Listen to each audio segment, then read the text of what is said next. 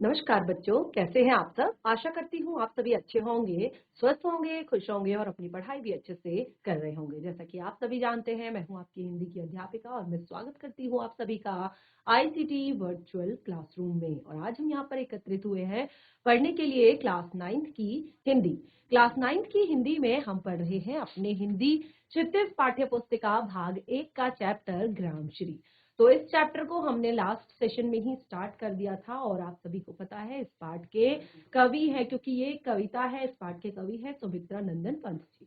तो हमने देखिए यहाँ पर लास्ट सेशन में बहुत छोटा सा एक एग्जाम्पल कवि का यहाँ पर परिचय लास्ट सेशन में आप लोगों को दिया था। यहाँ पर इतना छोटा सा परिचय देने का जो हमारा रीजन है वो ये है क्योंकि आपकी पाठ्य पुस्तिका में सारी की सारी चीजें बताई गई हैं आपके चैप्टर से रिलेटेड। जैसे मैंने आपको बताया कि पाठ जो आपके कवि हैं उनका नाम और कवि की जो रचनाएं हैं, भाषा शैली है या उनके जीवन से रिलेटेड और भी जो भी चीजें हैं वो सारी चीजें। यस, नमस्कार बच्चों, जीआईसी कोड द्वार। यस, तो हमने सारी चीजें यहाँ पर बताई हैं, ठीक है। तो और भी जो हमने यहाँ पर चीजें बताई, हमने कहा ये सारी चीजें आपको अपनी पाठ्य पुस्तिका से पढ़नी है ताकि आप अच्छे से उसको पढ़ सके, समझ सके, ठीक है। तो हमने यहाँ पर कवि की जो ये कविता है ग्रामश्री, तो जैसे कि आप देख रहे हैं कविता का नाम ही है ग्रामश्री। तो यहाँ पर संपूर्ण जो ग्रामीण जीवन है यानी कि गांव का जो एक वातावरण है उसके बारे में बताया गया है कि किस तरह से गांव में जो है चारों तरफ फैली हुई मखमली हरियाली होती है और समय समय पर यानी कि अलग अलग जो ऋतुएं होती हैं उनमें अलग अलग तरह का मौसम होता है, अलग अलग तरह की फसलें होती हैं, अलग अलग तरह के फल होते हैं, अलग अलग तरह के फूल होते हैं, अलग अलग तरह के की सब्जियां होती है, अलग अलग तरह के अनाज होते हैं। तो इस तरह से आपने देखा, हमने लास्ट सेशन में यहाँ पर कविता की जो शुरुआत की पंक्तियां थी, जो शुरुआत के काव्यांश थे, दो काव्यांश, उनको हमने पढ़ा था, जिनमें हमने यहाँ पर पहला काव्यांश पढ़ा था जिसको हमने समझा था और साथ ही उसका हमने यहाँ पर अच्छे से व्याख्या भी आप लोगों के लिए की थी। तो एक बार रिवाइज कर लेते हैं क्या कुछ हमने लास्ट सेशन में पढ़ा था, अच्छे से समझ लेते हैं फिर से।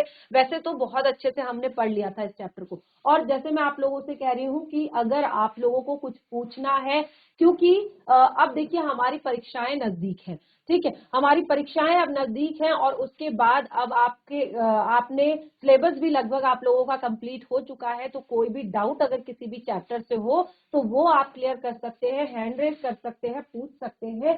चलिए एक बार रिवाइज करते हैं चैप्टर को। तो इस तरह से हमारी कविता है, फैली खेतों में दूर तलक मखमल सी कोमल हरियाली, लिपटी जैसे रवि की किरणें चांदी की सी उजली जाली, तिनकों के हरे हरे तन पर, तिनकों के हरे हरे तन पर हिल हरित रुधिर है रहा झलक, हिल हरित रुधिर है रहा झलक, श्यामल भूतल पर झुका हुआ, श्यामल भूतल पर झुका हुआ, नभ का चीर निर्मल नील फलक। तो देखिए बहुत ही सुंदर पंक्तियों से यहाँ पर, जैसे आपको बताया कि ग्रामीण जो वातावरण है, जैसे मैंने आपको बताया था कि किस तरह का होता है शहर का वातावरण और कैसे होता है, कैसा होता है ग्रामीण वातावरण। आपने देखा होगा शहरों में आपको चारों तरफ घर ही घर दिखाई देंगे, आपको चारों तरफ सड़कें दिखाई देंगी, चारों तरफ आपको गाड़ियां दिखाई देंगी और हॉस्पिटल्स, स्कूल या इस तरह की चीजें, और खेलने के लिए या छोटी मोटी जो बच्चों के लिए आसपास जो आपको हरी जगह दिखाई देगी वो होगा एक छोटा सा पार्क। उसके अलावा आपको हरियाली शायद ही कहीं देखने को मिलेगी। और आजकल तो जैसे मैंने बताया अब स्मार्ट सिटी बन रही है, हर जगह फ्लाईओवर्स बन रहे हैं, हर जगह सड़कें चौड़ी की जा रही है, हर एक तरह से बहुत सारी चीजें हो रही है। तो उसके बाद तो बिल्कुल जो थोड़ा बहुत पेड़ हमें सड़क के किनारे दिखाई देते थे अब वो भी बिल्कुल कट रहे हैं। तो एक तरह से पेड़ पौधे भी बिल्कुल साफ हो गए हैं। तो हरियाली का तो ऐसा जो कि दूर तलक चारों तरफ हरियाली हो, ऐसा शहर में हमें देखने को नहीं मिलता है। लेकिन जब हम गांव में जाते हैं तो यही जो एक सुंदरता होती है गांव की, वो सभी का मन मोह लेती है। तो खेतों में इस तरह की हरियाली फैली हुई है जैसे किसी ने हरे कलर का मखमल, बहुत ही मुलायम जो है हरियाली चारों तरफ फैली हुई है, जैसे किसी ने मखमल बिछा दिया हो, लिपटी जैसे रवि की किरणें चांदी की सी उजली जाली। और उन पर जब सूर्य की किरणें पड़ रही है तो ऐसा लग रहा है जैसे बिल्कुल चमकता हुआ चांदी होता है ना, चमकता हुआ चांदी, उसकी जाली बनाकर किसी ने बिछा दिया हो, इतनी चमक उनमें आ जाती है। तिनकों के हरे हरे तन पर, जो हरी हरी घास जो है, तिनके जो है, उनके हरे हरे तन पर हिल रुधिर है, हिल हरित रुधिर है रहा झलक। और जब वो हवा से हिल रहे हैं तो उन पर, उनके ऊपर जो ओस की बूंदें गिरी हुई है, पानी जो गिरा हुआ है, क्योंकि आपको पता है कि जो पत्तियां होती है वो हरे रंग की होती है, और क्यों हरे रंग की होती है ये भी आपको पता है, ठीक है ना। तो इसलिए उसके ऊपर जो पानी है ना, जब हवा चल रही है तो वो ओस की बूंदें जो है वो क्या हो रही है, हिल रही है। तो ऐसा लग रहा है कि हरित रुधिर जो है वो हिल रहा हो।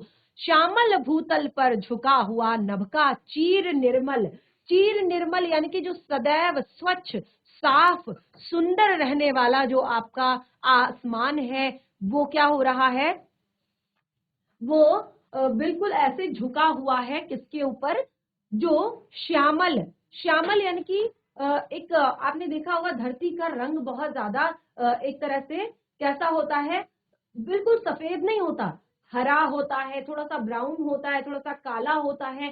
तो इस तरह की धरती होती है, तो ऐसे रंग को यहाँ पर श्यामल कहा है। और उस पर झुका हुआ रहता है नभ का चीर निर्मल नील फलक, फलक यानी कि आसमान का जो पट है वो ऐसा लगता है कि झुका हुआ है। तो यहाँ पर ये जो कठिन शब्द थे उनका अर्थ भी मैंने लिखा हुआ है, लास्ट सेशन में हमने ये भी पढ़ा था। और उसके बाद देखिए इस तरह से हमने यहाँ पर इसकी सप्रसंग जो है व्याख्या जो यहाँ पर की थी। अब देखिए यहाँ पर अगर आपको सप्रसंग व्याख्या करने को आती है, देखिए क्योंकि ये मैंने आपको इसलिए बताया कि अब आप 9th में आ गए हैं, और 9th में आने के बाद जो आपका एग्जाम होगा उसमें इसी तरह से प्रश्न आएगा, आपको काव्यांश दे दिया जाएगा और आपको उससे जुड़े हुए प्रश्नों के उत्तर देने होंगे, और कभी कभी आपको उस काव्यांश की सप्रसंग व्याख्या करनी होगी। तो सप्रसंग व्याख्या यदि आपको करनी है, देखिए ये आपको भावार्थ दिया गया है, और अगर आपको सप्रसंग व्याख्या करनी है तो आप सबसे पहले लिखेंगे प्रसंग।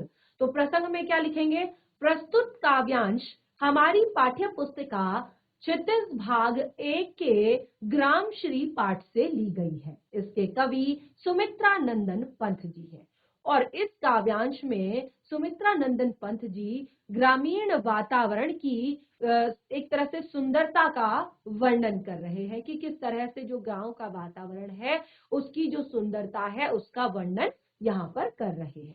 तो इस तरह से लिखेंगे, और उसके बाद जो आपका ये भावार्थ जैसे मैंने यहाँ पर आपको क्लियर किया, तो इसी को व्याख्या के रूप में, यानी कि क्या अर्थ आपका निकलता है, क्या आप इसकी व्याख्या करते हैं, कैसा ये आपको प्रतीत होता है, वो सारी चीजें आप इसमें लिखेंगे। तो देखिए ये भी मैंने लास्ट सेशन में आपको बता दिया था, जिन बच्चों ने अच्छे से जिन बच्चों ने लास्ट सेशन में क्लास अटेंड की होगी उन्होंने अच्छे से समझा होगा, पढ़ा होगा।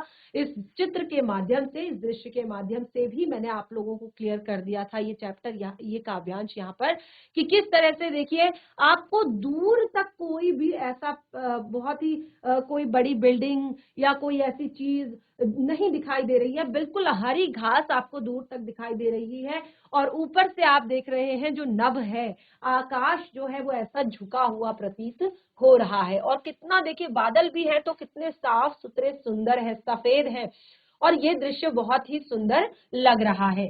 तो देखिए यहाँ पर हमने इसकी व्याख्या की थी, बिल्कुल वही चीजें जो मैंने आपको वहां पर बताई आपके काव्यांश में, वही यहाँ पर आपने लिखनी है, ठीक है। चलिए आगे बढ़ते हैं अगले काव्यांश की तरफ। उससे पहले यहाँ पर आप देखेंगे कि हमने कुछ प्रश्न जो है सॉल्व किए थे एक काव्यांश से। पहला प्रश्न था, हरियाली पर फैली सूरज की किरणें कैसी प्रतीत हो रही है। हरियाली पर फैली सूरज की किरणें कैसी लग रही हैं। तो यहाँ पर मैंने बताया था जो हरियाली के ऊपर सूरज की किरणें जब पड़ रही हैं तो ऐसा लग रहा है कि बहुत ही सुंदर चांदी की चमकदार जाली जो है उसके ऊपर बिछा दी गई हो, वो सफेद चमकती हुई चांदी की जाली के समान वो सूर्य की किरणें लग रही है। अगला है, भूतल पर झुका हुआ कौन है, कौन भूतल पर झुका हुआ है, तो क्या कौन झुका हुआ है, चीर निर्मल फलक, कौन झुका हुआ है, चीर निर्मल, नभ का चीर निर्मल फलक झुका हुआ है, यानी कि साफ स्वच्छ हमेशा सुंदर रहने वाला और दूर दूर तक चीर निर्मल, और उसका जो फलक है यानी कि दूर दूर तक फैला हुआ आसमान जो है वो भूतल पर झुका हुआ है। उपमा और अनुप्रास अलंकार का एक एक उदाहरण दीजिए। अब देखिए जैसे मैंने आपको बताया था, अच्छा आपने अलंकार पढ़े हैं, मुझे हैंड रेज करके बताएंगे एक बार, आपने अलंकार पढ़े हैं इससे पहले? तो अभी देखिए यहाँ पर कहा गया है कि दो शब्द आपको दिए गए हैं, उपमा और अनुप्रास अलंकार का एक एक उदाहरण लिखना था। ये मैंने आपको लास्ट सेशन में नहीं बताया था, ये मैंने आपसे कहा था कि आप खुद करके लाएंगे, ठीक है। तो उपमा अलंकार, अब देखिए उपमा से आपको क्या पता चलता है, उपमा से आपको पता चलता है कि आप किसी चीज की उपमा दी जाती है जब, ठीक है, तुलना की जाती है, ठीक है। तो यहाँ पर हमने कहा चांदी की सी उजली जाली, चांदी की सी उजली जाली, ठीक है। तो यहाँ पर चांदी की सी जो शब्द है ये क्या हो रहा है, यहाँ पर उपमा दी जा रही है, ठीक है। अगला देखिए अलंकार दूसरा, अनुप्रास अलंकार। अनुप्रास अलंकार में क्या होता है, एक ही वर्ण की आवृत्ति एक से अधिक बार जब होती है तो वहां पर अनुप्रास अलंकार होता है, ठीक है। एक वर्ण की आवृत्ति जब एक से अधिक बार होती है, तो क्या लिखा हुआ है, हिल हरित रुधिर है रहा झलक, हिल हरित, ह वर्ण की आवृत्ति एक से अधिक बार हुई है तो इसीलिए यहाँ पर अनुप्रास अलंकार है, ठीक है। तो ये चीजें आपको आनी चाहिए, इन्हीं के आपको नंबर मिलते हैं और एक एक नंबर की ये छोटी छोटी चीजें होती हैं और यही आपने समझना होता है, ठीक है ना। तो इस तरह से हम बढ़े थे अपने अगले काव्यांश की तरफ जिसको हमने पढ़ा था लास्ट सेशन में। तो जैसे यहाँ पर देखिए अगला काव्यांश, इसको भी रिवाइज कर लेते हैं, जिन बच्चों ने लास्ट सेशन में नहीं पढ़ा होगा वो अच्छे से समझ लेंगे। रोमांचित सी लगती वसुधा, क्या बताया था मैंने यहाँ पर, रोमांचित सी लगती वसुधा आई जो गेहूं में बाली। रोमांचित, रोमांच का क्या अर्थ मैंने यहाँ पर बताया था आपको, बहुत ज्यादा प्रसन्न होना, और एक कौन सा प्रसन्न होना, दिल से प्रसन्न होना, मन से प्रसन्न होना, ठीक है। केवल चेहरे पर फेक स्माइल से नहीं प्रसन्न होना, मन खुश होना, बिल्कुल प्रफुल्लित होना मन, ठीक है, उसको कहते हैं रोमांच। तो रोमांचित सी लगती वसुधा आई जो गेहूं में बाली, अरहर सनई की सोने की कंकड़ियां हैं शोभाशाली। जो अलग अलग तरह की फसलें हैं, जैसे गेहूं है और उसमें बाली आ गई है, अरहर और सनई है, उसमें भी बहुत ही सुंदर कंकड़ियां, जैसे यहाँ में मैंने आपको क्या बताया था, करधनी होती है ना कमर में बांधने वाली, तो जैसे वो छन छन छन छन करती रहती है, इसी तरह से जब आपने देखा होगा सोयाबीन या भट्ट जो होते हैं और भी बहुत सारे जो आपकी दालें होती हैं, अरहर हो गया या आपका सनई जो यहाँ पर बताया गया, ये एक रेशेदार पौधा होता है। तो इनमें जब बाली आ जाती है, जब ये पक जाते हैं तो क्या होता है, ये अपने छिलके से छूट जाते हैं और बिल्कुल आप इस तरह से बजा कर देखेंगे ना तो उनके अंदर से बीज की आवाज आती है। तो कंकड़ियां है शोभाशाली, उड़ती भीनी तैला वक्त गंध, फूली सरसों पीली पीली, हरित धरा से झांक रही है नीलम की कली तीसी नीली। तो यहाँ पर हमने बहुत ही सुंदर तरीके से देखा कि किस तरह से फसलों के बारे में यहाँ पर बताया गया है कि धरती बहुत ज्यादा प्रसन्नचित है। ये मार्च और अप्रैल का महीना है, ये बसंत ऋतु का समय है और गेहूं पक रहे हैं और अरहर भी पक रही है, सनई भी पक रही है, चारों तरफ जो है सरसों फूली हुई है और चारों तरफ तैला वक्त गंध एक फैली हुई है। और इस सब के बीच हरित धरा पर, जो हरी भरी जो धरा है, हरी भरी जो धरती हो रखी है इस टाइम पे, उसमें से नीलम की कली तीसी नीली, और यहाँ पर जो अलसी का पौधा होता है जिसमें छोटे छोटे नीले कलर के फूल होते हैं वो भी निकल रहे होते हैं धरती से और वो बहुत ही सुंदर लग रहा होता है पूरा का पूरा वातावरण। तो देखिए ये भी मैंने आपको क्लियर किया था और इसका भी भावार्थ मैंने यहाँ पर इस तरह से आपको बताया था। देखिए ये मैंने बहुत अच्छे से आपको क्लियर किया था कि गांव के इस सौंदर्य को देखकर लगता है कि धरती खुशी और रोमांच से भर गई है, आनंद से भर गई है। और ऐसा लग रहा है कि गेहूं में जब बालियां आई, ये सब देखकर, और गेहूं की पकी हुई बालियां, और अरहर और सनई के पौधों पर लगी फलियां, तो जैसे मैंने बताया वो बिल्कुल पक चुकी है और वो किस तरह से आवाज करने लगी है, जैसे कमर में बंधी हुई करधनी में से छन छन की आवाज आती है, बिल्कुल उसी तरह से, यानी कि जो घुंघरू लगे होते हैं और चारों तरफ जो है सरसों फूली हुई है, और उस कारण जो तैला वक्त गंध कैसी, क्योंकि एक भीनी सी मंद सी प्यारी सी जो एक खुशबू है, क्योंकि वैसे भी जो वसंत ऋतु है जैसे मैंने बताया उसमें तरह तरह के फूल खिलते हैं और बहुत सारे अलग अलग, जैसे आम और आपके आड़ू, इन सब में क्या आता है, बोर आता है, आम के बोर आते हैं। और जब आप आम के पेड़ के आसपास खड़े रहेंगे ना, वहां पे भी आपको एक बहुत ही सुंदर सी भीनी सी खुशबू वहां पर आएगी। सरसों के पौध पेड़ जो खेत होते हैं उनमें, उनके आसपास भी आप रहेंगे, आपको वहां पर भी एक भीनी सी खुशबू आएगी। तो बहुत ही सुंदर वातावरण रहता है इस टाइम पे, और इस टाइम पे इसलिए ऐसा लग रहा है कि पृथ्वी बहुत ज्यादा प्रसन्नचित है, बहुत ज्यादा खुश है। और वो रोमांच जो है पृथ्वी का, वो खुशी जो है, वो आनंद जो है यहाँ पर धरती पर हमें दिख रहा है। तो इस तरह से हमने अपना अगला काव्यांश भी यहाँ पर पढ़ लिया था। तो ये था हमारे लास्ट सेशन में जो हमने रिवाइज किया। अब इससे जुड़े हुए कुछ प्रश्न हैं जिनको हम लास्ट सेशन में नहीं पढ़ पाए थे। तो यहाँ पर ये जो प्रश्न है देखिए वो इस तरह से है, तीसी के पौधे का सौंदर्य कैसा है। तीसी के लिए मैंने क्या कहा था आपको, तीसी यानी कि जो अलसी का पौधा होता है, ठीक है ना, अलसी के बीज होते हैं, आपने देखा होगा जो बहुत ही सॉफ्ट होते हैं, बहुत मुलायम ब्राउन कलर के होते हैं, भूरे रंग के होते हैं अलसी, आपने देखी भी होगी। तो उसका सौंदर्य कैसा है। अब देखिए जो अलसी का पौधा होता है बहुत छोटे छोटे होते हैं, और जब हरी भरी घास होती है ना, उसमें हरा भरा जो खेत होता है उसमें जब अलसी का पौधा उगता है, तो जब वो बड़ा होता है उसमें नीली नीले फूल आते हैं। तो बिल्कुल नीली नीली कलियां उसमें आ गई हैं, और ये नीली नीली कलियां हमें नीलम नामक जो एक रत्न है, क्योंकि नीले रंग का होता है नीलम नामक रत्न, ऐसा लग रहा है कि खुशी के मारे पृथ्वी जो है सारे अपने रत्नों को बाहर निकालने लगी। अब जैसे गेहूं में भी जो फलियां हैं वो पक गई हैं, क्योंकि ये सब क्या है, ये एक वरदान है, धरती की तरफ से हमें वरदान है। ये पेड़ पौधे, ये फल, ये फूल, ये सब्जियां, ये सब क्या है, हमें वरदान के रूप में यहाँ पर प्राप्त हुई है। तो ऐसा लग रहा है कि आज पृथ्वी बहुत खुश है, आज धरा जो है बहुत ज्यादा खुश है। और वो नीलम रत्न के मतलब जो आपके अलसी के फूल हैं, ऐसा लग रहा है चारों तरफ जैसे उन्होंने नीलम नाम का रत्न जो है वो उसका आभास हमें करा रही है।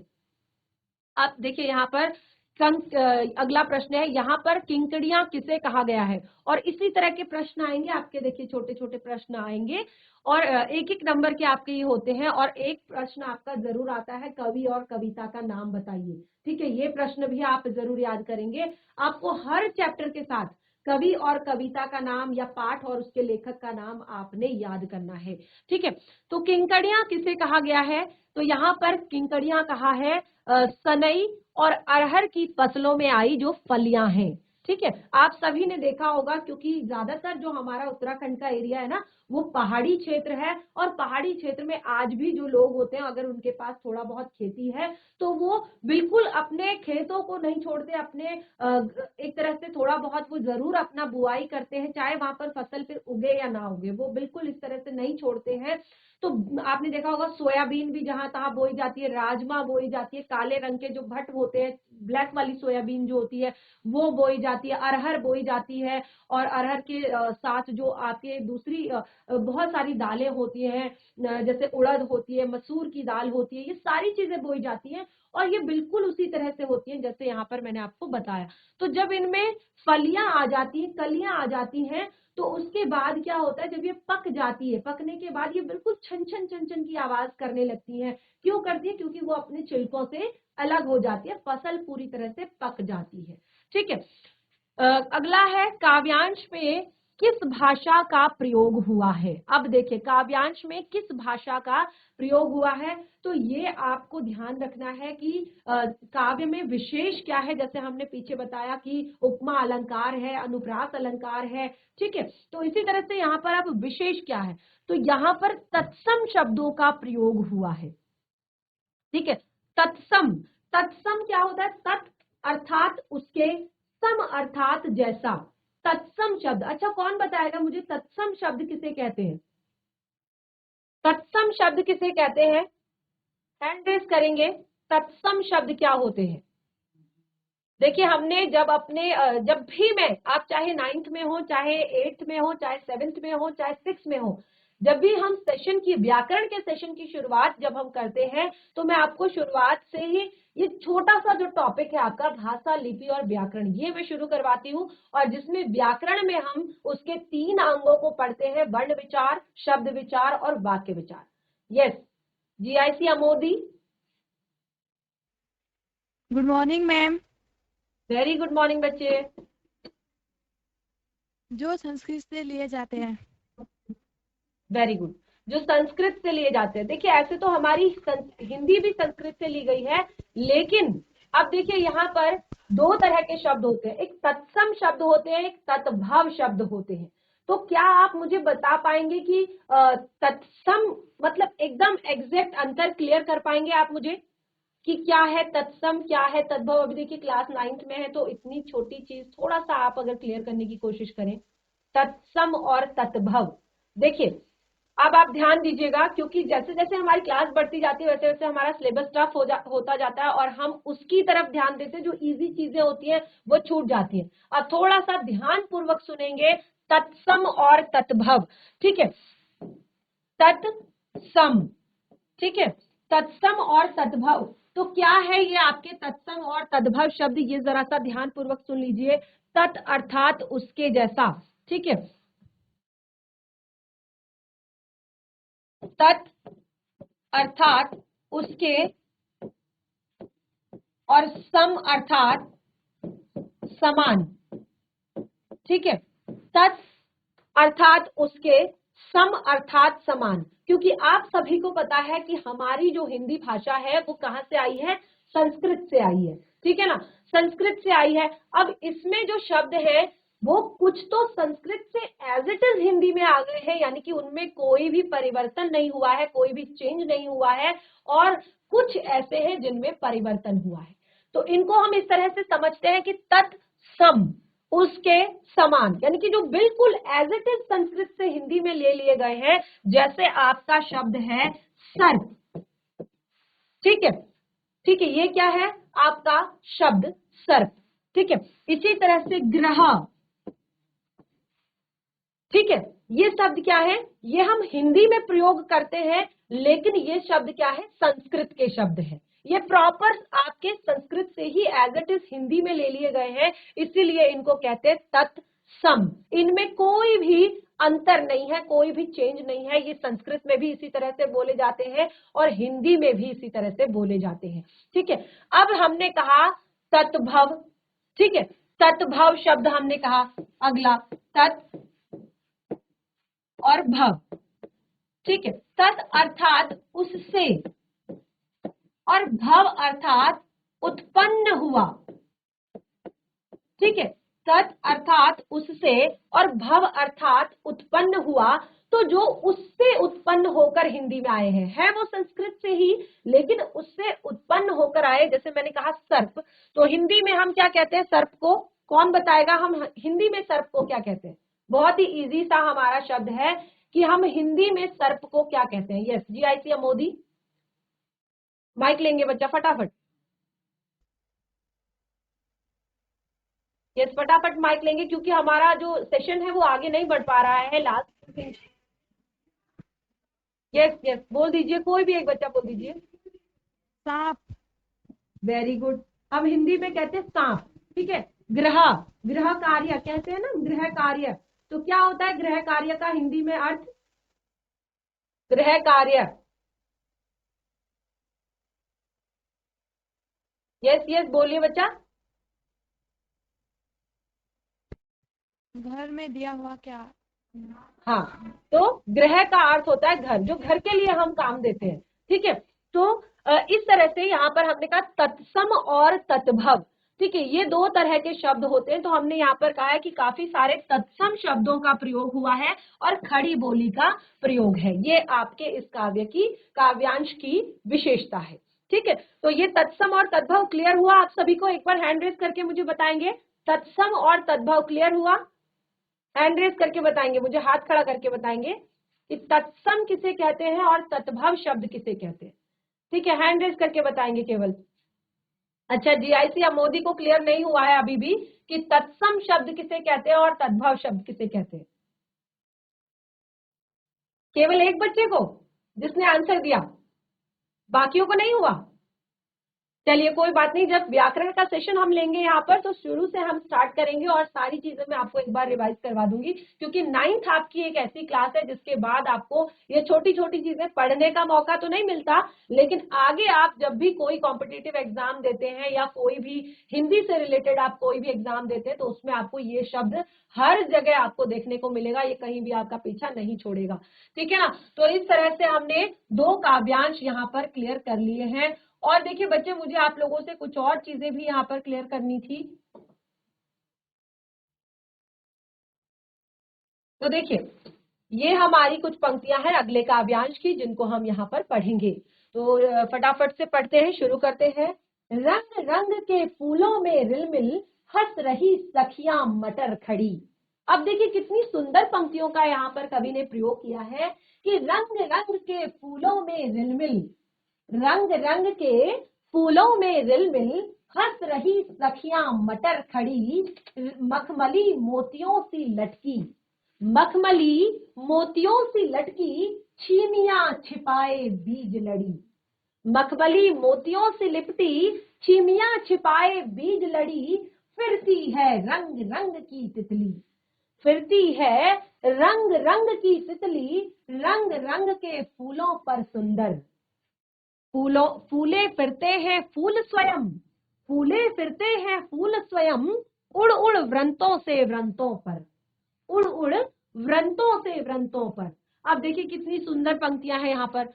ये देखिए, ये चीजें आपको शहर में देखने को नहीं मिलेंगी। आप ये कवियों की आप कल्पना देखिए, कवि की कल्पना की उड़ान देखिए कि अगर वो पेड़ के नीचे बैठता है तो वो पेड़ के ऊपर जो चिड़िया बैठी है उस पर कविता लिख देते हैं, अगर वो नदी के किनारे बैठे हैं तो वो उस बहती हुई नदी पर कविता लिख देते हैं, अगर वो खेत की मेड़ पर बैठे हैं तो वो खेत में उग रही फसलों पर कविता लिख देते हैं। तो देखिए कितनी सुंदर पंक्तियां उन्होंने लिखी हैं एक खेत में खड़ी फसल के ऊपर। क्या कहते हैं कि रंग रंग के फूलों में रिलमिल, रिलमिल अर्थात मिली जुली घुली मिली, क्योंकि एक खेत है अगर उसमें मटर उगी है तो मटर के जो फूल होते हैं उनका जो कलर है, या अगर वहां पर सरसों भी उगा हुआ है एक पौधा तो उसके फूल का कलर अलग होता है, जैसे हमने कहा अलसी का पौधा है तो उसके फूल का कलर अलग होता है। तो इस तरह से बहुत अलग अलग तरह की खेत में अलग अलग तरह की फसलें जो है उगी हुई है, और उस बीच जो है मटर का यहाँ पर, अब देखिए मानवीय, अब देखिए यहाँ पर अलंकार भी है, अब ध्यान दीजिएगा यहाँ पर अलंकार भी है। हंस रही सखियां मटर खड़ी, हंस रही सखियां मटर खड़ी, जो मटर के पौधे हैं उनका मानवीयकरण किया है, उनको युवतियों का रूप दिया है कि बहुत सारी जो युवतियां हैं वो खड़ी हैं और खिलखिलाकर हंस रही है। हंस रही सखियां मटर खड़ी, मखमली मोतियों से लटकी, छीमियां छिपाए बीज खड़ी। तो छीमिया के पौधे आपने देखे होंगे ना, छीमिया के बीज पर्पल कलर का फूल होता है और ढेर सारे उसमें गुच्छे लटके हुए होते हैं छीमिया के। ठीक है ना, फिरती है रंग रंग की तितली, क्योंकि जब इतने सारे फूल है, इतना सुहाना मौसम है, तो उसके ऊपर रंग बिरंगी जो है तितलियां उड़ रही है, रंग बिरंगी तितलियां उड़ रही है। जीआईसी गजरौला, जीआईसी गजरौला, क्या बच्चे आप मुझे सुन पा रहे हैं? आपका कैमरा बिल्कुल बच्चों पर नहीं जा रहा है, वो बिल्कुल सामने आ रहा है फर्श पर। आप थोड़ा सा अपना कैमरा एडजस्ट कर लीजिए सर। जीआईसी गजरौला,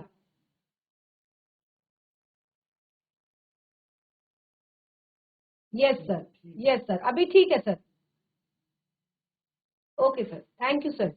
तो यहाँ पर देखिए, फिरती है रंग रंग की तितली, रंग रंग के फूलों पर सुंदर। और ये रंग बिरंगी तितलियां जो है ये फूलों पर फिर रही है और क्या है, बहुत ही ज्यादा सुंदर लग रही है। और फूले फिरते हैं, फूले फिरते हैं फूल स्वयं, अपने आप खिल रहे हैं फूल। कोई भी यहाँ पर किसी पर कोई दबाव नहीं है, अपनी मस्ती में है, सब अपने आप फूल खिल रहे हैं। उड़ उड़ वृंतों से वृंतों पर, और एक वृंत से दूसरे वृंत पर। साइंस में आपने पढ़ा होगा ना, जब हवा चलती है कैसे होता है फूलों में, जब हवा चलती है तो फूल एक वृंत से दूसरे वृंत पर जाकर बैठ जाता है। तो इस तरह से देखिए यहाँ पर हमने बताया। तो कुछ कठिन शब्द हैं, इनको एक बार पढ़ लेते हैं। रिलमिल अर्थात मिली जुली, यानी कि मिली जुली। कुछ आपने देखा होगा कि हर बार जब हम एक फसल डालते हैं तो बीच में कुछ ना कुछ पौधे उग जाते हैं और वही जो है बहुत अलग अलग तरह के दिखने लगते हैं वहां पर। तो मिली जुली फसलें हैं। छिमिया जो है वो एक फली है, वृंतों अर्थात उनके डंठलों पर। ठीक है, तो इस तरह से ये काव्यांश हमने पढ़ा। अब इसका यहाँ पर थोड़ा सा इसका भावार्थ समझ लेते हैं। और आप देखिए ये कितना सुंदर दृश्य है। देखिए कितने सारे अलग अलग तरह के फूल हैं यहाँ पे, सारे फूलों के कलर अलग है। पर्पल भी है, व्हाइट भी है, रेड भी है, पिंक भी है, ठीक है, येलो भी है। और आप देख रहे हैं कि उसके ऊपर ये सुंदर सा आसमान कितना प्यारा लग रहा है। तो यही एक दृश्य है इसी की सुंदरता। और ये सब आपको शहर में कहीं नहीं देखने को मिलेगा, ये आपको हमेशा जो ग्रामीण वातावरण होता है वहीं पर आपको देखने को मिलेगा। तो इसी की सुंदरता का वर्णन यहाँ पर कवि ने किया है। तो देखिए कवि कहते हैं कि खेतों में, अब देखिए इसकी भी अगर आप प्रसंग आपको लिखना है तो बिल्कुल सेम चीजें आएंगी। प्रसंग में आपका सिर्फ एक लाइन नीचे से चेंज होती है जो आपको काव्यांश में बताया जा रहा है। तो जैसे आप एक बार फिर से रिवाइज कर देती हूँ कि हम कहेंगे, प्रस्तुत काव्यांश हमारी पाठ्य पुस्तिका क्षितिज भाग 1 के ग्राम श्री पाठ से ली गई है। इसके कवि सुमित्रा नंदन पंत जी हैं। और सुमित्रा नंदन पंत जी यहाँ पर गांव में जो खेतों में विभिन्न प्रकार के जो फूल खिले हुए हैं उनकी सुंदरता का यहाँ पर बहुत ही अच्छे से वर्णन कर रहे हैं। तो देखिए क्या कह रहे हैं, कवि कहते हैं कि खेतों में रंग बिरंगे फूल खिले हुए हैं, वहीं बगल में खेत में बैगनी सफेद फूलों वाली मटर। आपने देखा होगा कि मटर के फूलों के रंग जो है अलग अलग होते हैं। तो बिल्कुल मिले जुले रंग के, अलग अलग रंग के जो है वहां पर मटर के पौधे खड़े हैं। और देखिए उनको देखकर ऐसा लगता है, कैसा लगता है, मैंने यहाँ पर क्या बताया कि उनका मानवीयकरण किया गया है। कहा है कि उनको देखकर ऐसा लगता है, जो मटर की पौधे खड़ी है ना सुंदर purple colour, pink colour, white colour के फूलों को लेकर, तो ऐसा लग रहा है कि बहुत सारी सखियां जो है साथ में खड़ी हैं और खिलखिलाकर हंस रही है। मटर में फलियों को देखकर लगता है कि मखमली पोटलियों में किसी रत्न को छिपाए हुए हैं। और जो मटर की फलियां हैं उनको देखकर ऐसा लग रहा है कि जैसे एक मखमली पोटलियों में इन्होंने कुछ न कुछ तो छिपाया है, जैसे सखियां खड़ी हैं और मखमली सी सुंदर पोटली में कुछ छिपा कर वो रखे हुए हैं। चारों ओर रंग बिरंगे फूल खिले हुए हैं और उन फूलों पर रंगीन तितलियां उड़ रही हैं, रंग बिरंगी तितलियां उड़ रही हैं कि और उनको देखकर ऐसा लगता है, क्योंकि उन जो तितलियां हैं वो कैसी हैं, वो भी रंग बिरंगी हैं। और ऐसा लग रहा है कि किस तरह से जो तितली है, जब वो रंगीन तितली एक डाल से दूसरी डाल पर बैठ रही है, एक डाल से दूसरी डाल पर बैठ रही है, तो ऐसा लग रहा है कि एक फूल उठकर दूसरे डंठल पर बैठ जा रहा है और एक फूल उठकर इस डंठल पर आ जा रहा है। तो ये दृश्य जो है बहुत ही सुहावना, बहुत ही सुंदर और बहुत ही ज्यादा मन को आनंदित करने वाला, प्रसन्न करने वाला लग रहा है। तो इस तरह से हमारा तीसरा काव्यांश भी यहाँ पर क्लियर हुआ और मैं आशा करती हूँ कि आप सभी को अच्छे से समझ आ रहा होगा। और जैसे कि मैं आपको बार बार कह रही हूँ, अब कुछ टाइम बाद हमारे एग्जाम भी नजदीक है, तो अभी तक आप लोगों ने जो भी पढ़ा है या आगे भी आपके कोई चैप्टर अगर रह गए हो तो आप निसंकोच बिना किसी डर के झिझक के आप क्लास में हैंड रेज करेंगे, हाथ खड़ा करेंगे, या व्याकरण से रिलेटेड आपको कोई डाउट हो किसी भी टॉपिक में, क्योंकि अभी व्याकरण के हमारे ज्यादा सेशन नहीं हुए हैं, तो उसमें आपको कहीं पर भी कोई डाउट हो व्याकरण से रिलेटेड तो हैंड रेज करके जरूर अपने डाउट्स को पूछें, क्लियर करें। और हम इसके बाद, क्योंकि 2-3 ही चैप्टर हमारे शेष रह गए हैं, उसके बाद हम व्याकरण का सेशन आगे लेने वाले हैं। तो चलिए काव्यांश हमारा क्लियर हुआ। अब इससे जुड़े हुए भी कुछ प्रश्न यहाँ पर हैं जिनको हम करेंगे। मटर के पौधों का सौंदर्य कैसा लग रहा है?